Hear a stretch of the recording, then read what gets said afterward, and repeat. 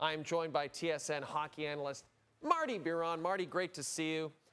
So the Canucks win and they leapfrog Calgary to move into that second wild card spot in the West.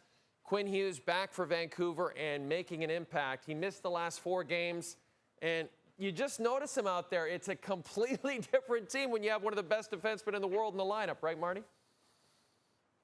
Absolutely. You look at everybody and the way that they're playing. Look, the Vancouver Canucks didn't really play well in the first 2 periods, but Quinn Hughes ended up with, an assist on the 2-1 goal, and then Calgary came back. The Vancouver Canucks had 12 shots in the first 2 periods, and then they had 17 in the third.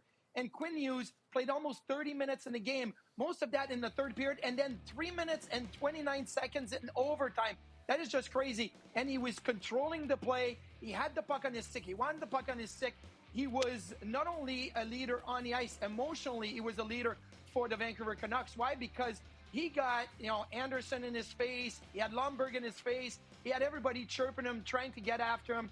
And he kept his composure, and he kept playing the game. And this is a guy that missed the last 4, missed 10 of 13, and then almost plays 30 minutes, and he's not even 100%, and he has that type of impact. Now, I get it.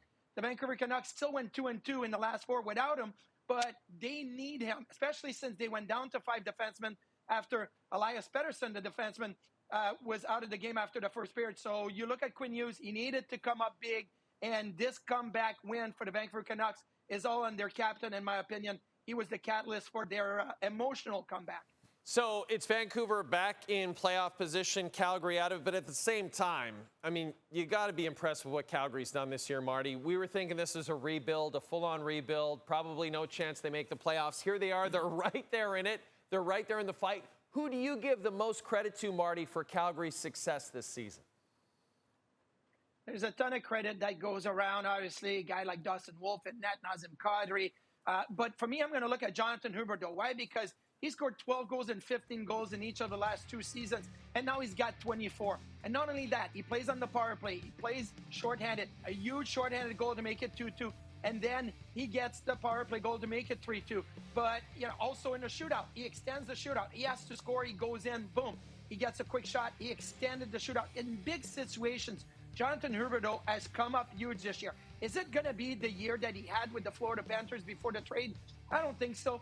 But if you're getting 30 or more goals by Jonathan Huberdeau, if you're getting 70 to 80 points, you are getting, a really good production from a top-line winger in Calgary. And I think that's really important for the Flames. And he's not just a leader on the ice. I have heard a ton of stories on how he leads off the ice in the locker room with the young guys. And I think that's really important for him and the Flames. Yeah, considered a very popular player. He's one of those guys you're rooting for. You're happy that he's doing well.